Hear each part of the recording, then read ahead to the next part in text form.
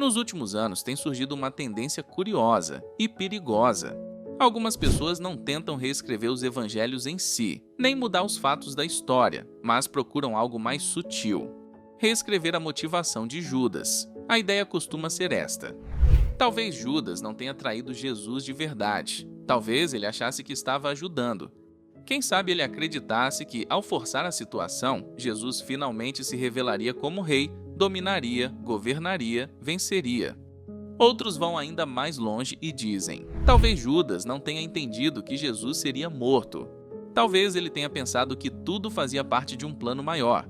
Afinal, Jesus disse: o que você tem a fazer, faça logo. Então será que Judas só estava obedecendo? Mas será que isso faz sentido? Quando tentamos interpretar as ações de outra pessoa, existe sempre um espaço entre o que ela fez e o que nós entendemos do que ela fez.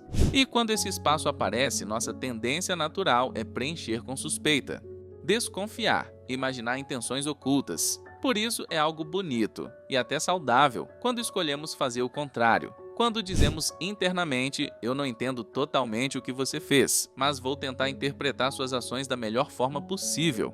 Preencher esse espaço com confiança pode ser um gesto de maturidade, de generosidade, de graça. Claro, isso não significa ser ingênuo. Se alguém já demonstrou repetidamente que não é confiável, confiar cegamente seria imprudência. Mas a verdade é que nem sempre sabemos as motivações reais das pessoas. Então, em muitos casos, assumir o melhor pode ser uma escolha sábia. Dito isso, quando falamos de Judas, a situação é diferente. Porque quando abrimos os evangelhos, a Bíblia é clara. Ela não deixa essa questão em aberto. O texto sagrado afirma que Judas traiu Jesus por dinheiro. Se decidimos confiar nos evangelhos, se acreditamos nesses relatos sobre a vida, a morte e a ressurreição de Jesus, então precisamos aceitar o que eles dizem. 3 dos evangelhos apontam explicitamente essa motivação: ganância. Não é honesto dizer: talvez não tenha sido por isso. A Bíblia diz que foi.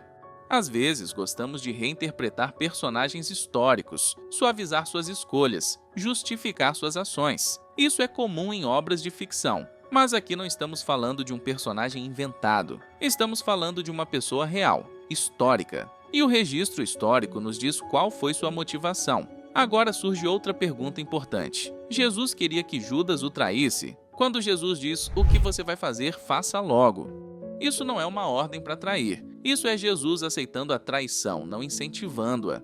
Existe uma diferença enorme entre ordenar o mal e permitir que o mal aconteça. A própria Escritura afirma que Deus deseja que todos sejam salvos. Deus não se alegra com a perdição de ninguém. Deus não cria o pecado. Deus não quer que ninguém se perca. Deus jamais quer que alguém peque. Portanto, Jesus não empurrou Judas para o erro. Ele apenas respeitou sua liberdade. E por quê?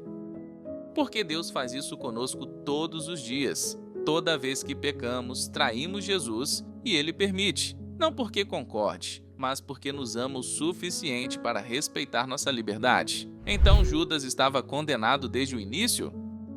Ele não tinha escolha? A resposta é clara: não. Deus não predestina ninguém ao pecado, não predestina ninguém ao mal, não predestina ninguém à perdição. Judas teve escolha e escolheu. Talvez alguém pergunte: mas se Judas não tivesse traído Jesus, o que teria acontecido?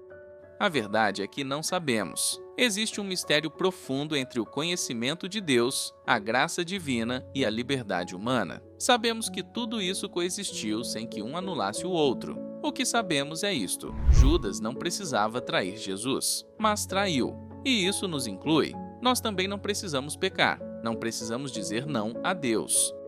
E mesmo assim, muitas vezes escolhemos fazê-lo. Existe algo importante sobre a traição que precisamos entender. Não se trai um estranho. Você só pode trair alguém que confiou em você.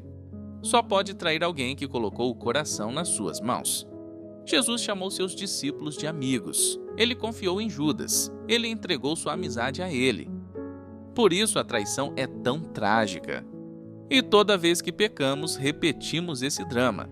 Agora pense nisto: Pedro também falhou. Pedro também negou Jesus. Ambos se arrependeram. Ambos tiveram o coração despedaçado. Ambos saíram na escuridão da noite, mas apenas um voltou. Pedro permitiu que a misericórdia o alcançasse. Ele deixou Jesus restaurá-lo. E aquela cena à beira do mar, Jesus pergunta 3 vezes: Você me ama? E a cada resposta, Jesus devolve a Pedro sua missão. Ele o restaura. Ele o transforma em santo. A tragédia de Judas não foi a queda, foi não ter voltado.